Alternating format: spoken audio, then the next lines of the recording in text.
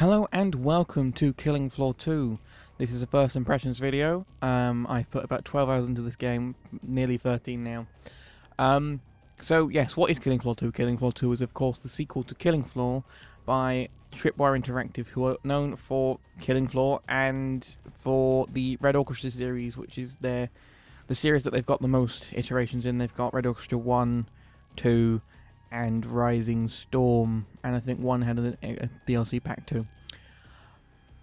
So yes, this is a updated, more featureful iteration on the original Killing Floor. Killing Floor came out in 2009, and it was a horde mode survival sci-fi horror thing where you fought off clones or mutants or zombies. Nobody is too sure. The game says clones, but the character said zombies, and they're mutated. So yeah. So yes, that's what it is. It's a horde survival. So I'm going to show off some of the new stuff that's in the main menu, so I can get that over and done with. So first of all, in Killing Floor 1, you had a perk system, and the perks had up to 6 levels. And when you got to level 5 and so on, 5 and 6, you got special stuff. So you got a new gun at levels. You started off with a weapon at level 6. Now they've changed the perk system so that every class has 25 levels, and previously to upgrade your to level up, you had to do things like, for example, commando would be kill stalkers with commando weapons, which it still is, but they also had to use only commando weapons, but somebody such as support had to weld doors and do support damage, but they were slightly more specific than that. I can't remember the exact requirements. For example, the medic one was literally heal teammates, I believe, and level 6 was heal 100,000 health, which took me forever. I've played medic for at least 60 hours and I've only recently got level 6, so yes. Another new part is every 5 levels you get a skill point. Skill points, this is every 5 levels of each perk. Skill points let you do things like night vision, so you can place your torch with night vision, or ammo. So, for example, Berserker starts with 20% more rounds. And yeah, that's what this does. Like, so night vision seems to be a standard. No, it doesn't actually. Support gets ammo and can supply people with ammo. So yeah, that's new. Also, you'll see that the bonuses, the perks they got, are clearer and a lot more different now.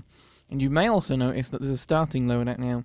In Killing Floor 1, you literally started off with a 9mm, and I think it was the 3 grenades and a knife. Now, every perk starts with a single primary weapon, for example, the pistol for the medic, the shotgun for the pump-action shotgun, the AR-15 for commando, and the survival tool.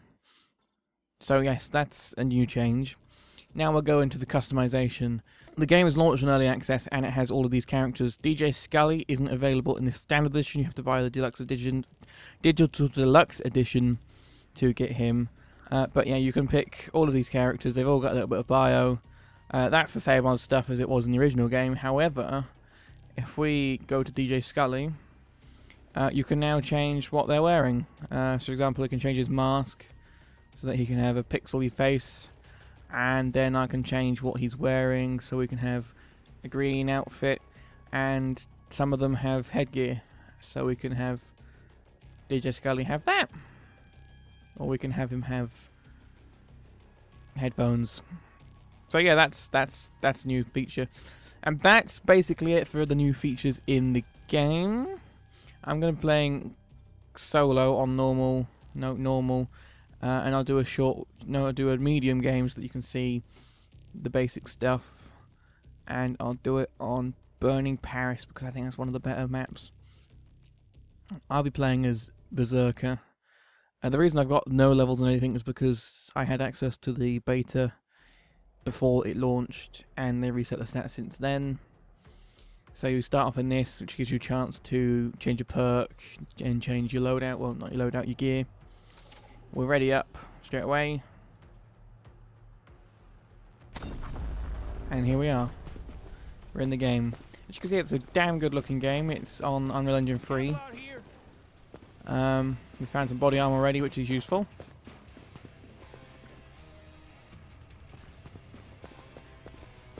Just wait for the zombies. There we are. There's the zombies. So the Berserker allows me to show off the new there's Z time. So for those who don't know, when you get normally a headshot, you have a chance of activating Z time. You can just see the new type of clock there. That is the I can't remember the name. The cyst. That's the one. And he can grab onto you. Both the clots and the cyst can grab onto you, but the cysts have a bit heavier attack. That's the bloat, who's back from the original game. He will vomit on you and cause damage over time. When you're done, I can reopen the trader pod. You may have noticed that when they grab onto you, you can now bash them off. I will show you that in a second.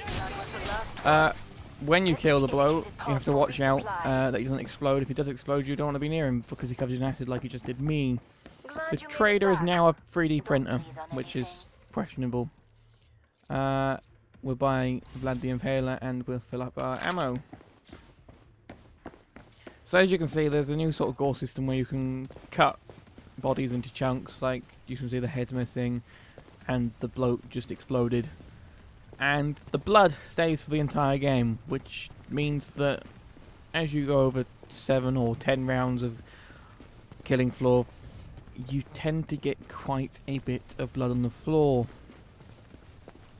The trader time's also been extended, I think by 20 seconds now. It was originally a minute and a half, I think it's now a minute and 10. I can't remember, I didn't see at the beginning. But it's been extended from the first game and I think it's a bit long. I'll show off Vlad actually. Vlad the Impaler. Or Vlad 1000 nail gun. Hurry up. Zeds are getting closer. There is these reload animations which are kind of cool. So you can pull this out, spin it around if you've got blood on it. Shake the blood off. Get back to work. More Yeah. Zeds inbound. So, we're round 2 now. Yes, as you can see, there is a lot of gore in this game. If you're not a fan of gore, not the game for you. Middle click on the guns changes to alternate fire, which is usually what firing mode you are in. We have a stalker there. That's what the stalker looks like now. Let's call that your warm-up. Alternate fire, middle click on these parries, and your right click is a heavy attack, which is usually a one-hit kill on most basic enemies.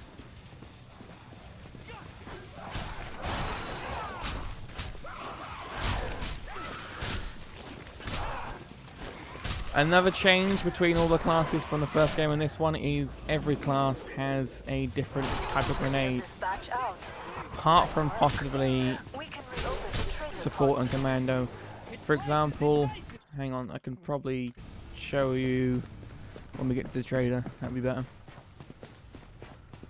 So, for example, I have an EMP grenade, which mostly is used against the Flesh Pound. The Flesh Pound has 2 states, of course. When he's stared at or hurt, damaged too quickly, he goes into a rage state, and the EMP can actually reset that Bonjour. Come and get quite your tools quickly. of trade. Quickly. So the Berserk, the Commando. Oh shit! You can only change perk once per round. Well then, we're now Commando. We might want to sell that and More Zeds on the way. buy Stop to wrap ourselves. things up, as they say. Yeah, it lets me show you the firing mechanics as well, so you can see what they've changed with the new Z time. Sadly, we're on the basic weapon and we're on round 3, which I believe next round 4, we get I'm about to shut the scrapes, pod. possibly. The bonus of this game is you can play it solo because the zombie count is brought down and so is their health, I believe. So the more people you have, the harder the game gets because there's more zombies. But yeah, as you can see, the game is pretty impressive looking. There is a Eiffel Tower falling over. The Leaning Tower of Eiffel. And now we just wait for the zombies to spawn in.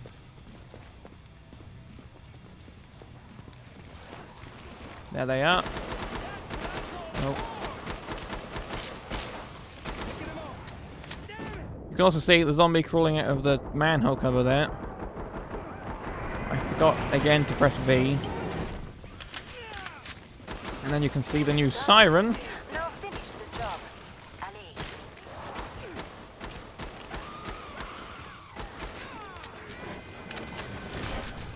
This could all end very wrong for me.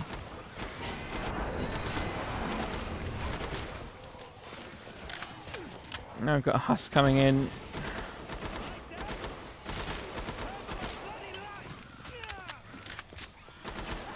I don't usually play solo, I just thought I'd play solo so I didn't annoy anyone when I was pissing around with the different features. Q to heal myself. That's nearly all of them.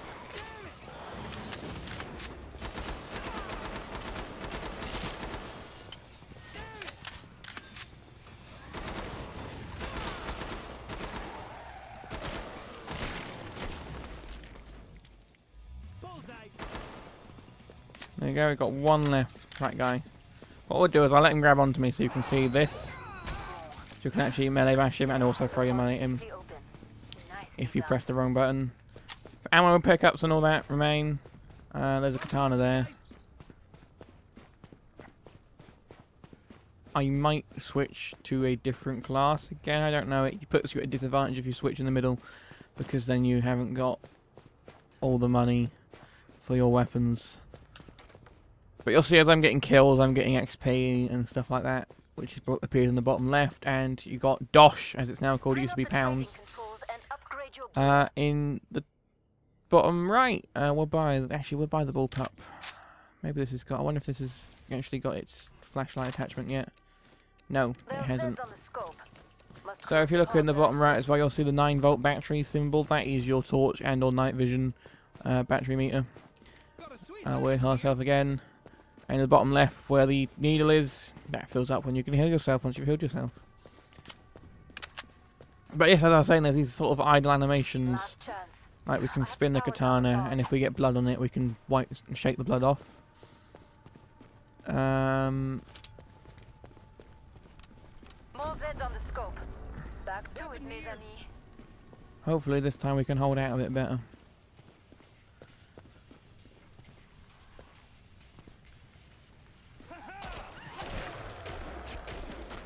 And if you see, oh no, I didn't get to show you off. I was going to show you the new Z time animations, where you can see every little bit of detail on the gun shaking and flexing. I hear a Gorfar scraping his blade along the ground somewhere. There he is.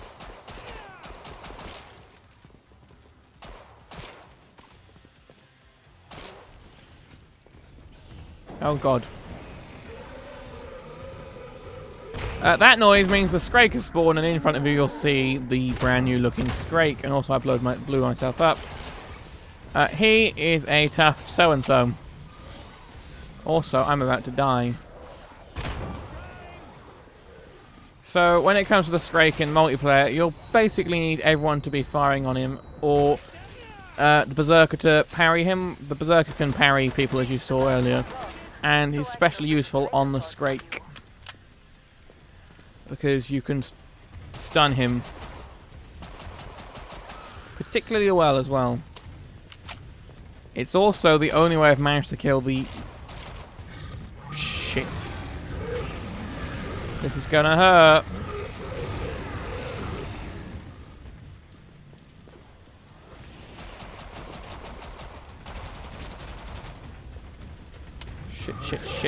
Shit. So he gets angered when you get close to him, as far as I can tell. I'm not sure if damage does anything. I think it's literally just distance. Once you get close, he is just permanently angry. Oh! I've never actually seen that move completed. Normally you've killed him by then, but... They've all got new attacks, like the clots and the cysts can grab onto you. and it spins you around as you've seen. Bonjour. The husks can do the ground maneuvers and also do melee now. And yeah, these Skrakes do little pirouettes and stuff, as if they're fabulous. You earned the money. Now spend it. Where's that katana? Actually, I might keep it. Yeah, I'm not gonna. If I sell that, I'm not gonna be able to afford anything else anyway. We're gonna go in here and oh no, Start to wrap things up, as they say. Door ceiling. we'll load this door up. Door sealed. And we'll weld this door as well if possible. That'll give us a bit less of a Hurry up. sporadic flow of enemies in. Tight as a drum. Because now they can only come through this front door and back there. We'll reload the bullpup. Go kill some Zeds. Ammo here, people. Oh dear. Bloody spray.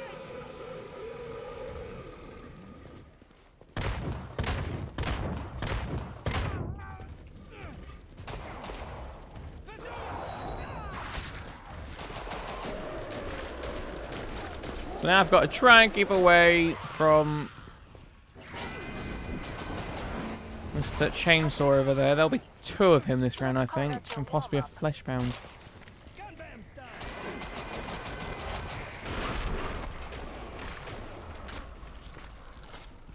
Thankfully, the zombie count isn't too high on solo. I'm going to try and keep the Skrake away from now. Oh dear. That's the fleshbound noise. There he is. He angers if you stare at him too long, and he's right in front of the Skrake as well. If I remember correctly, there was ammo in here.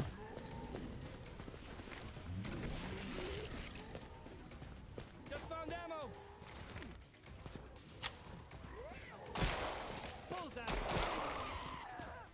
I'm going to walk out here and have a Skrake. Oh, shit.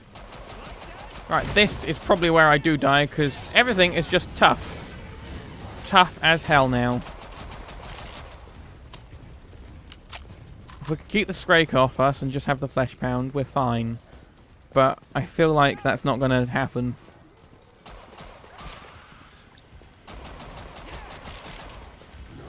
You can actually outrun the fleshbound, whereas you can't outrun the Skrake, which is nice. The fleshbound is slightly slower and slightly heavier hitting. Although, in this game, I wouldn't say there was much difference. If either of them hit you, you're nearly dead straight away. So, this isn't a normal method of...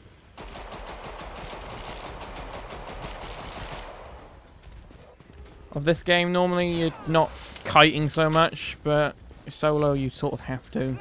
Passing a gig.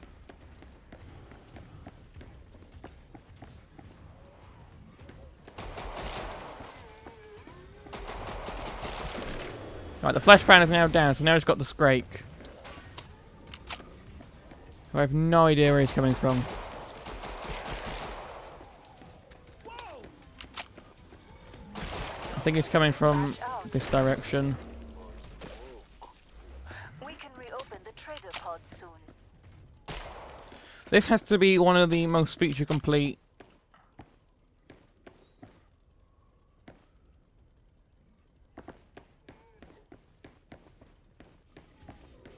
What's that? Bloody psycho butcher. This has to be. Sorry, I was getting confused where the Skrake was.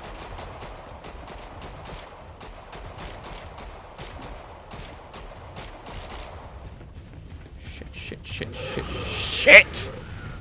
Oh god, that is a terrifying noise. Bloody spray.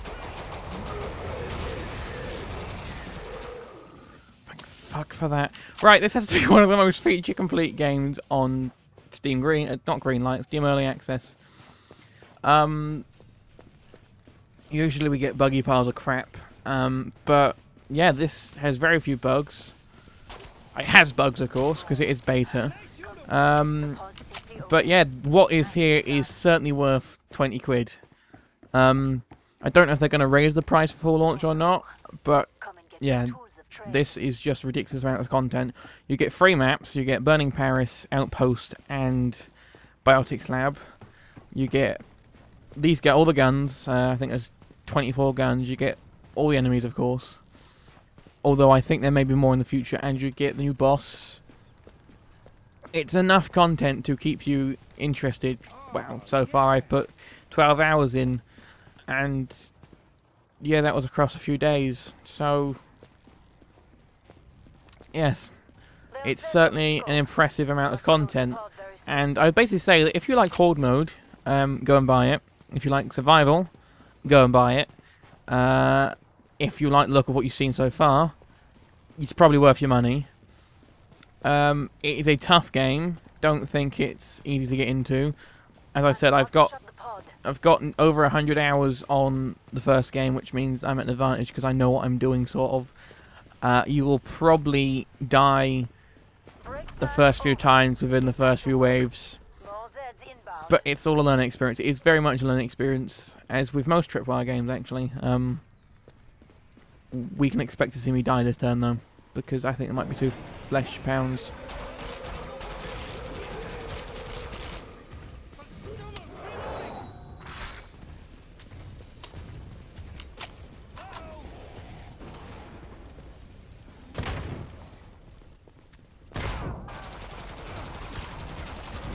Yeah, I'm dead. I'm so dead right now.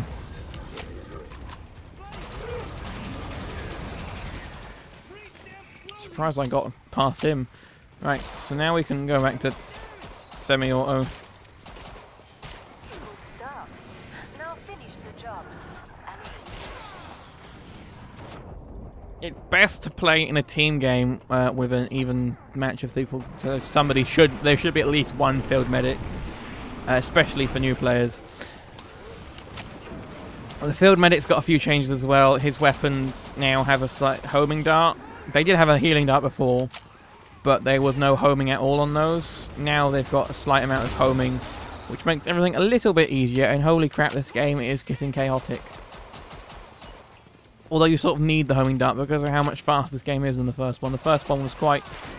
It was intense, but it was rather a slow game. The enemies certainly didn't have the speed they do now. Hello, Fleshpound. Nice to see you. I'm dead.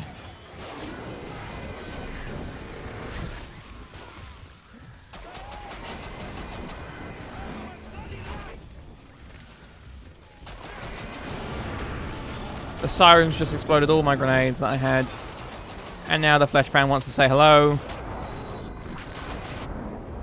And this is where it's all over. If I get out of this alive, I am amazing at solo, clearly. Actually, I'm really shit at this. Oh god, this game. There we go, I'm dead. You didn't even get to see the new boss. If you want to see the new boss, just go to one of my other videos that I did over last week or the week before, and you'll be see it there. So yeah, this is Killing Floor 2. If you like what you saw, it's literally just 20 quid, or your regional equivalent. It's your regional equivalent. And yeah, that's Killing Floor 2. It's fantastic. Burning Paris is probably one of my more preferred maps out of the 3, which they're all very good maps, but I like Outpost and Burning Paris the most. Biotics Lab is a very claustrophobic map. Something you may not have noticed in that, in fact, was the fact that Burning Paris doesn't show off too well, but the furniture can all be exploded now. Anything like tables in the middle of the floor can basically be exploded into little bits so that you can open up a room. Biotics Lab is probably the best for showing that one off, but I think you've had enough of me now failing at Killing Floor 2. So yes, I really enjoy it, and I think it's probably the best thing that's ever been on early access. If they didn't even put any more content in, I'd be happy paying 20 quid for this. But Tripwire are a reliable dev, they're respected, and you can trust them to put more content in. The game is already promised mod support. I believe currently it has a map creator. Using Unreal Engine, of course. It's nothing custom. It's custom, but it's an adaptation of Unreal Engine 3. UDK, I believe, is what you use for it. So yes, you can now make your own maps, which means that I'm sure even now there's probably 20 maps more than launched the game. So yes, thank you for watching. This is Killing Floor 2. It's a fantastic game, and I shall see you next time.